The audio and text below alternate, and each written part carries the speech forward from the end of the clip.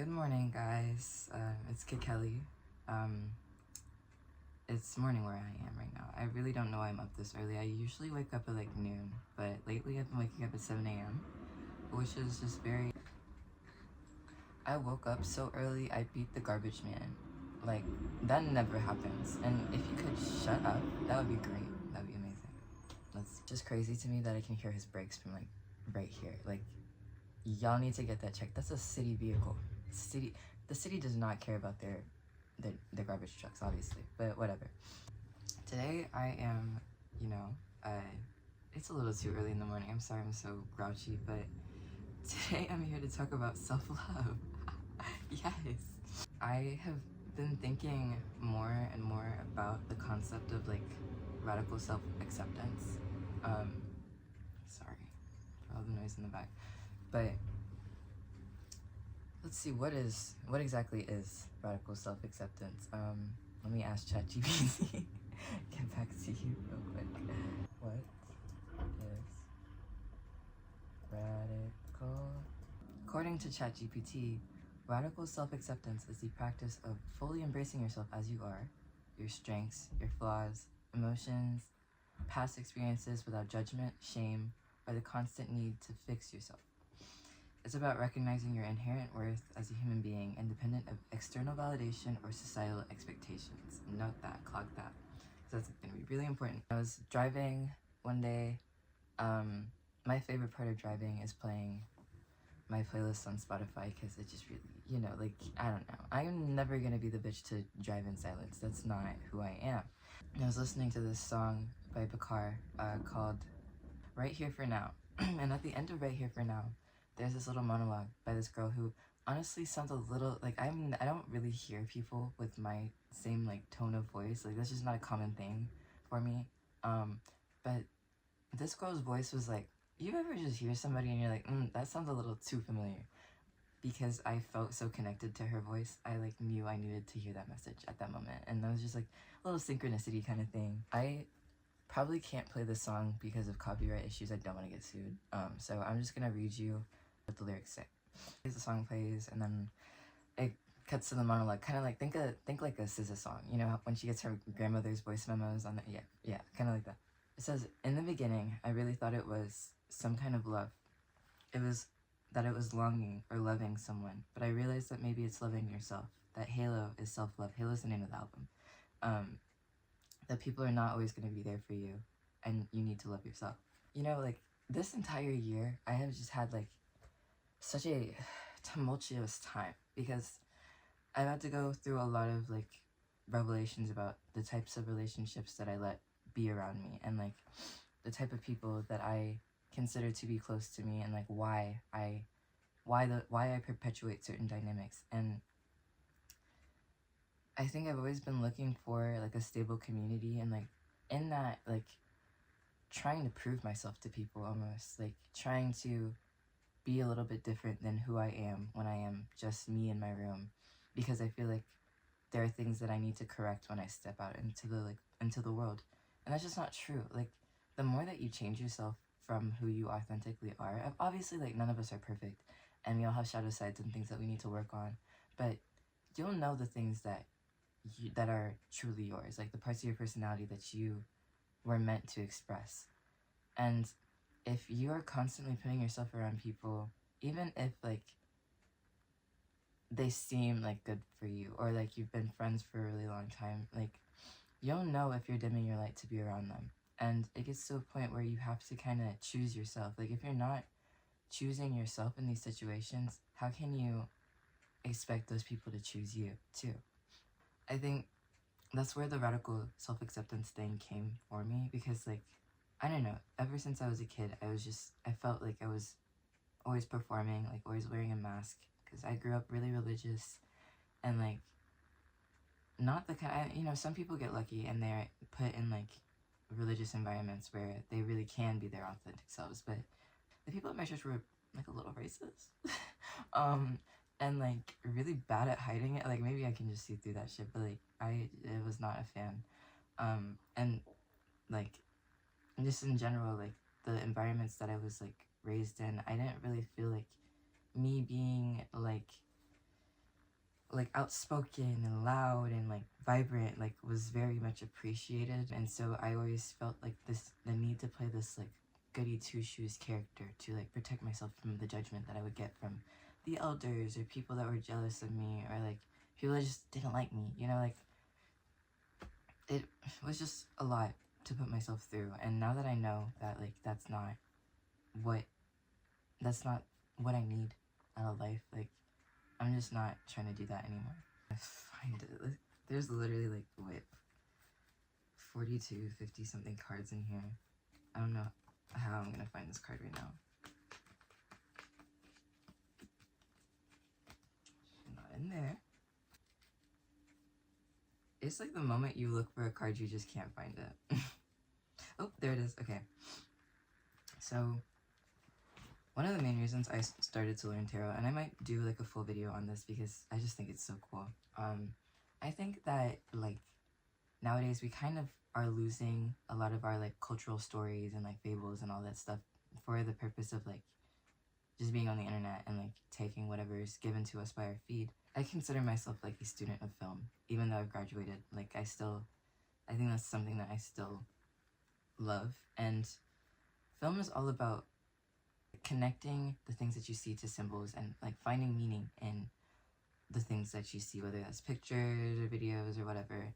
And I think tarot really helped me like pay attention to how I get like information from pictures. And it's also just a good way of like learning themes and then like having something tangible to like tell that story. So one card that I really love is the Justice card, this one right here. The meaning that I understand from this card is just that it's like karma. So basically whatever you put into the world is what you're going to get from it. Like whatever you believe the world to be is how it's going to be for you. That means that if you are harsh and judgmental and like corrective, that you're probably that way to yourself too, and that's why you're projecting it out onto others. But if you choose to just like kind of like, you know, take a step back like this woman is doing, see things for what they are, and not really judge people, but just understand them and understand why they like do the things they do and why they perpetuate the cycles that they continue to perpetuate. You take yourself out from the situation and you're able to understand people and then understand yourself. And it like removes that judgment from the situation. It's like radical self-acceptance honestly means accepting everything and then also being able to accept yourself. And that's something that I had to learn a lot, many times, not like, you know, it's not an easy lesson to learn. But I think once you do learn it, it takes the pressure off of the situation. Like you don't have to perform what other people think is perfect, because you start to realize that that belief of perfectionism is only coming from like that need to like show up a certain way to be loved or be valued. And once you accept that you are human and like you're going to make those mistakes, you're going to learn those lessons, and it's everybody's first time here, you can stop beating yourself up for the things that you do wrong and just like focus on learning that lesson. And then let other people learn their lessons too. I think as the person that's been like the advice giver and like the supportive friend, like played that supportive role just because like naturally I just like to learn these things on my own. And so like when I see a friend that's like in need of that advice, I like to give it to them. But like sometimes you just need to let people learn those lessons for themselves. Or we could think about it, like if any of you guys fish. I don't really fish for real, but I do. You know, if somebody handed me a fishing rod and said like, let's go fishing, I would go, you know. But like I'm not out on the fishing boat every day. But like, you know, buying fish from the store versus like catching it yourself and being involved in the process and like really just doing it with your own hands and like showing yourself what you can do, it just means more to you when you've done it yourself, is what I'm trying to say at the end of the day. It's like you learn that lesson for yourself. You are involved in every single part of the process and you can fully call it your own. As a giver, I like that's how I show my love. Maybe that comes from like how I grew up and like what I believed love was supposed to look like. But you know, like it's the same for other people. How they grew up influences how they love or what their needs are. And sometimes by overgiving, you don't let people work that muscle. They might rely on you a little too much and think that they don't need to do that work for themselves. But like, that's not true. Sometimes we project how we feel about a certain situation onto it because like we don't see things as they are, we see them as we are. Like, we have no choice but to do that because like the way that I've heard it before, I was watching this video, and this guy said that you should think of the world not as like one world with 8 billion people living in it, but like 8 billion worlds within this one world, because everybody sees the world in their own way. And so like your perception of somebody says more about you than it does about that person, even if you see the good in them, even if you see the bad in them. In that same way, everybody we meet is projecting a version of us back to ourselves, and it might not always match up with who we are on the inside. Like I said, it might say more about how they view us than how we view ourselves. Sometimes being empathic can be a downside in these situations because you might confuse how other people see you with who you really are. And that's why the alone time is so necessary, because you need to like figure that out for yourself. Like, giving that power to somebody completely is a bit dangerous, because you will lose yourself. Like, you will. You, no doubt about it, you will lose yourself. And one problem that I've had is just deriving that value from how other people see me. That value in myself. Like, sometimes I think that I unconsciously, because I am so used to wanting to help people and wanting to nurture people and like wanting the best for them, that I care more about if what I'm doing makes them feel good than if I feel good at the end of it. Because I'm like, oh, well, at least somebody benefited from this, even if I had to sacrifice myself. We can't do any more of this self-sacrificial, I'm not gonna curse, self-sacrificial nonsense. It's not helping anybody. It's really not helping anybody. And I'm gonna tell you why. Yeah, like, it all depends on who you let around you. Like, you always want the people in your inner circle and the people that you trust to be people that mirror back a version of you that you like. It's not always gonna be, I won't even say it's like the most accurate. Yourself, when you are alone, you're a version of yourself. When you're around other people, they bring out different sides of you that you probably wouldn't have experienced if you had just stayed in your own bubble. And that's not a bad thing. That's a really good thing, I think. But it can be a really good thing. But that's where you have to get careful, because the reason that like you might not like yourself with everybody that you meet is because like not every version of you is going to be as good as your ideal self. Like, it's great to have good support systems. Like, that's amazing. But the validation has to come from within. Like, it has to. Because here's the thing. If you want something, they always say that you should embody it and become it before you receive that thing. Like, say I want to be rich. I have to embody wealth. Like, I have to like embody that mindset in order to receive that wealth, or else that wealth is just going to be temporary, like coming from external gain. Like, I'm going to think that I'm going to put myself in this grind mindset and think that it's something that I always have to chase, and therefore I will never have it. You know, I'm chasing wealth, I'm not attracting wealth. So the same thing goes for love. Like, if you want to be loved, you have to embody love. You have to start loving the people around you genuinely, loving them the way that you would want to be loved. And then by doing that, you are attracting that kind of energy like to you. Like, it's like you become it so that you can attract more of it. And by becoming it, you show yourself that you already had it within you. And that's where the self-love thing comes in. People aren't always going to have your best interests at heart, unfortunately. Even if they are like, even if you are like this, even if you are a family, sometimes people see a good thing and they just think about how they can keep it. How can they like keep this for themselves and like prevent it from going too far and like becoming somebody else's. It's like an ownership thing. Like, love does not have to mean ownership.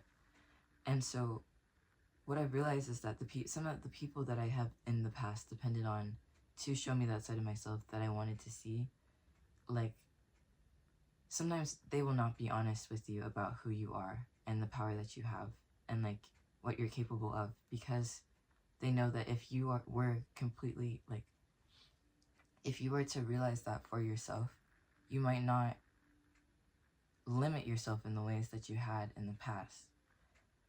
And it's sad, but it's true. It's like if you put the power in other people's hands to like define your finish line or define your goals, they're just gonna keep inching that goalpost more forward, and like seeing just how much you can do for them and like how much they can get out of you.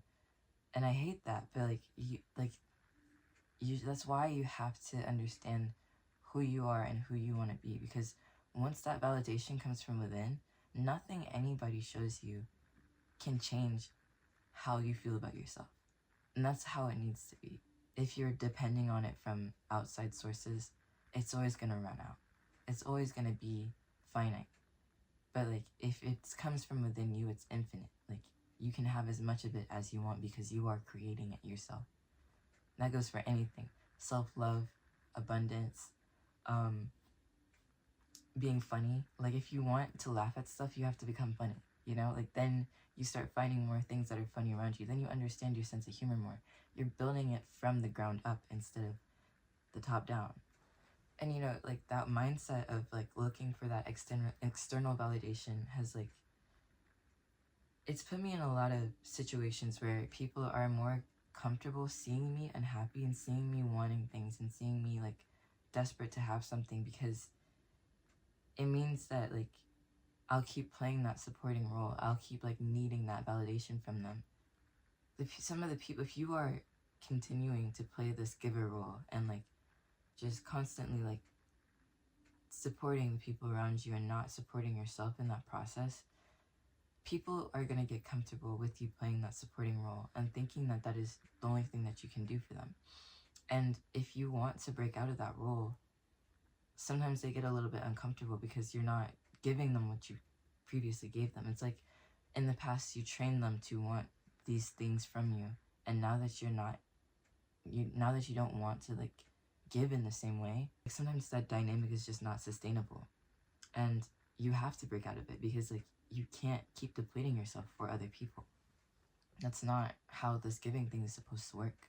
And like sometimes people will scare you into thinking that you can't do any better, but you know, that's just them, once again, it's them projecting. They know that they can't do any better because they don't want to try, not because it's like they don't have the capability. Literally, I feel like to some extent, you know, obviously there are limitations, but you can do whatever you want as long as you believe you can. It's whatever you believe that you're going to be able to do. And some people, it's not that they can't do better for themselves, it's that they don't want to try. And so instead of trying, they will convince you that you cannot do better for yourself either. But that's not true. You can. And it's just that if you direct that energy towards yourself and gave yourself everything that you were giving them, then you would have those things. And that's what they don't want you to realize. And that's why you need to realize out of spite. Literally, if not for yourself, out of spite. At the end of the day, true love means doing what's best for people, even if it doesn't necessarily benefit yourself. And I think where givers go wrong is that it's always about other people. Because, like, there's got to be a balance. Like, yes, you should give to other people selflessly and, without white knuckling what you're giving to them. You should give to them freely. But that doesn't mean anything if you're not able to receive in the same way. One thing that I heard that was interesting, from another, I read a lot of self-help books, watch a lot of like self-help, because I need a therapist. That's why. Whatever. And so now, like, you know, it's once again, it's like if you can't have a therapist, become the therapist. That's what I did. Giving and receiving is like one energy. So if you have a block in giving, but you're really good at receiving, that energy is not flowing freely. If you can give a lot, but you're uncomfortable receiving, like you, to the point where you will literally block your own blessings, that energy once again is blocked and you're not going to be as abundant as you want to be.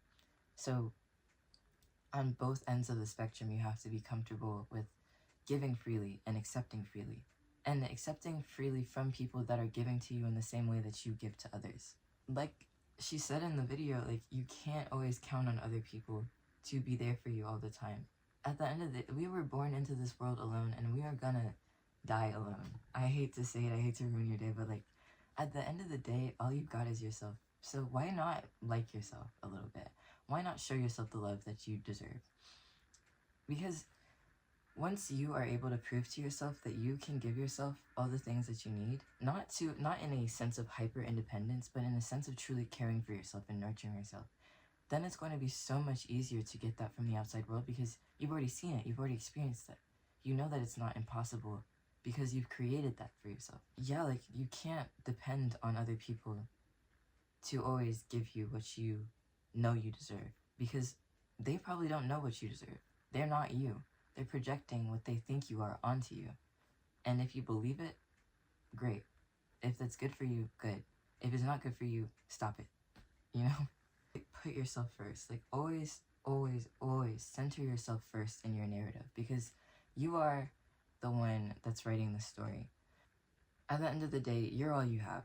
And so if you don't even have your own back, how are you supposed to find other people that have your back?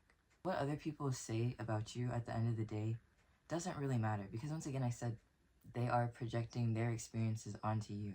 You can be the hero in their story, or you can be the villain. But it doesn't matter if that's not how you see yourself.